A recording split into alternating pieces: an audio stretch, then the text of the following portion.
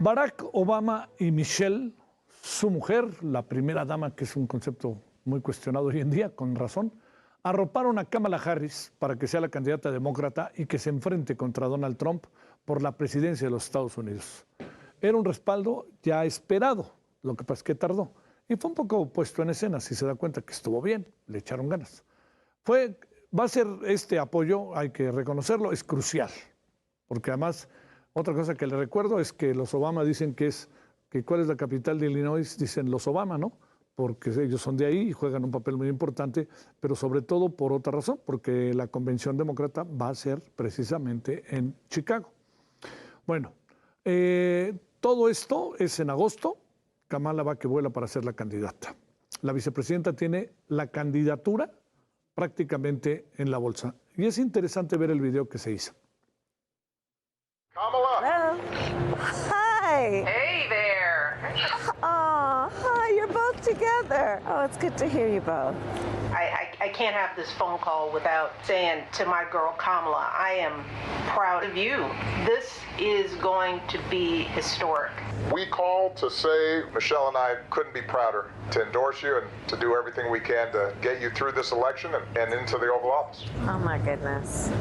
Michelle, Barack, this means so much to me. I am looking forward to doing this with the two of you, Doug and I both, and getting out there, being on the road. But most of all, I just want to tell you the words you have spoken and the friendship that you have given over all these years mean more than I can express. So thank you both. It means so much. And we're going to have some fun with this too, aren't we? Bueno, esto es lo que se ha dado a conocer de Kamala Harris sobre esta llamada, que por muchos motivos es importante. ¿Cómo deja las cosas? Bueno, le hemos pedido a Jesús García, editor de La Opinión, que ya sabe que regularmente lo buscamos, avesado en los temas de Estados Unidos, para que nos diga qué piensa, Jesús. Antes que nada, buenas noches. ¿Qué piensas de esta etapa en la cual ahora entra Kamala Harris con el abierto y definitivo apoyo de los Obama? Hola Javier, muy buenas noches y muy buenas noches para tu audiencia. Gracias por la invitación. Pues bueno, voy a decir lo que dijo la ex primera dama Michelle Obama. Esto va a ser histórico, literal, lo va a ser. Era el único elemento que le faltaba a Kamala Harris para confirmar lo que va a ser su candidatura, que va a ser incluso confirmada antes de la convención. En la convención básicamente daría la aceptaría con un discurso la candidatura. Antes tiene que haber un proceso que empezará el 1 de agosto, del 1 al 7, va a haber votación virtual, donde básicamente pues puede confirmar. Antes de eso incluso vamos a saber quién va a ser el vicepresidente. Entonces el voto que le están otorgando los Obama era fundamental justamente para apuntalar todavía más lo que ya era de por sí, te había dicho, la candidatura más rápida del oeste, porque pues venía fuerte en muchos sentidos. Ajá. Kamala Harris en menos de 24 horas juntó millones de dólares, más de 100 millones de dólares. Ahorita lleva una suma de casi cercanos a los 240 millones de dólares para hacer su campaña. Están programando una cantidad inmensa de eventos justamente en campo. O sea, le están echando toda la carne al asador. Y ahorita, pues confirmados, por supuesto, los delegados que pudieran estar con ella, pues ella ya no tendría ningún otro contendiente. Ahorita básicamente el debate es quién la acompañará en esta fórmula, que hay personajes que te había comentado, pero hay uno que empezó a crecer bastante y que parece muy interesante. ¿Y quién es ese? Es Mark Kelly, es el senador Mark Kelly de Arizona. Este personaje ha crecido bastante. De hecho, ya están haciendo, digamos, campañas de recaudación de fondos específicamente para él. Esto ayuda a medir qué tanto respaldo puede tener entre la ciudadanía, porque hay que reconocer algo en los Estados Unidos: las campañas tienen mucho que ver con cuánto dinero puedes recaudar. Eso es un hecho, eso es real. Es decir, si tú como candidato logras convocar que te donen suficiente dinero y esa suma es significativa, te ven como un candidato realmente viable porque consideran que la gente está apostando por ti. Eso es real. pasa en las campañas en Estados Unidos, y es una medida sustancial, digamos, para evaluarlo.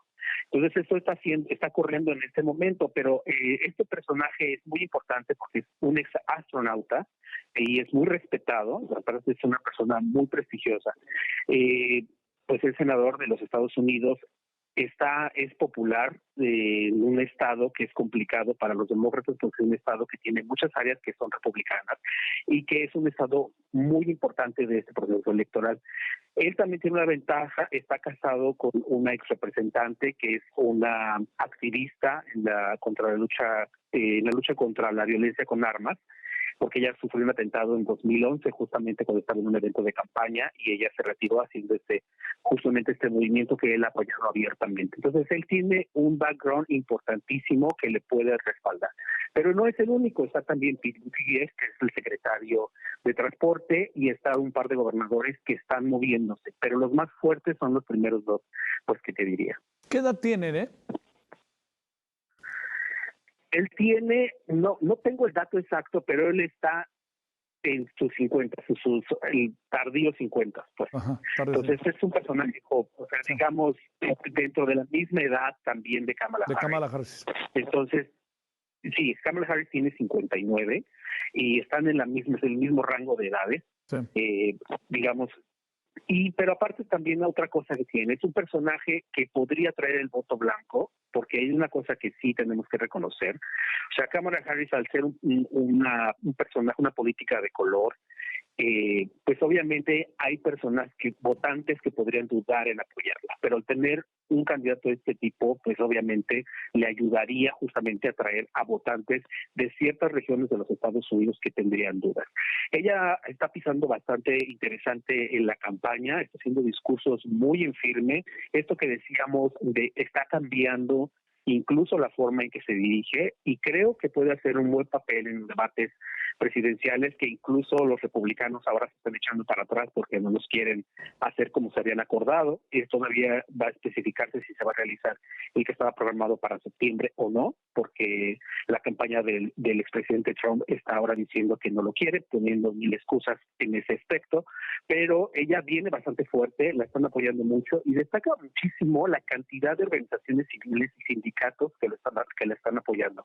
Eso es fundamental porque la movilización que hace a nivel de campo es brutal. Entonces, los demócratas en definitiva vienen recargados después de la renuncia del presidente Biden para la reelección. A ver, punto y aparte, si te parece, Jesús, tus primeras impresiones, la información que tienes sobre la entrega, la apuesta del Mayo Zambada, pero que al fin y al cabo es la detención junto con Jesús Guzmán López. ¿Qué información tienes? Bueno, en primer lugar, me parece que hay que destacar que el gobierno mexicano pues le jugaron ahí, pues básicamente lo dejaron fuera en este proceso, y sí, definitivamente sí es un golpe para el gobierno del presidente López Obrador. Se le vio molesto esta mañana, se le vio incluso molesta a la secretaria de Seguridad y Protección Ciudadana, Rosa Isela. Sí la vi complicada en la forma de explicar todo el proceso, porque además todo lo que explicaba, pues todo eso ya era público, salvo unas cosas que me parecían preocupante que revelara, como eran los nombres de ciertos personajes, ¿no? Sí. Pero bueno, eso destaca, llama muchísimo la atención porque ellos se enteraron incluso, pues no horas, minutos antes de que se hiciera pública la detención del Mayo Zambada y del hijo del Chapo. Entonces eso sí es preocupante, eso es un primer elemento. El segundo, queda duda y no, entre comillas, de que si él se entregó o no. Un personaje de este nivel difícilmente podría ser detenido de esa manera tan fácil. Es decir, si hubo un proceso, evidentemente, para que pudiera entregarse, cosas que nos tendrán que confirmar. Hoy, por ejemplo, en documentos también judiciales, él está ya muy enfermo. De hecho, tuvo que solicitar una silla de ruedas para estar en el proceso judicial. Y tiene un periodo todavía, aunque se declaró en este momento no culpable, sin aceptar una audiencia para la lectura de cargos, porque eso lo tuvo que leer directamente el abogado, tiene un periodo todavía para cambiar esa declaratoria. O sea, puede todavía decir no culpable o culpable, y entonces llega el acuerdo. Porque este periodo es importante, porque va a tener que revisar la evidencia, bueno, esto es lo que se establece en el sistema judicial, que se va a presentar justamente por parte de los fiscales, pero más bien creo que es donde se va a dar el proceso de negociación justamente para ver hacia dónde se va a caminar. Es muy difícil que pueda enfrentar un juicio y que pueda ser sentenciado y esté dispuesto a enfrentar tantos años de prisión. Uh-huh. ¿Te imaginas abriendo la boca al Mayo Zambada? Claro, completamente.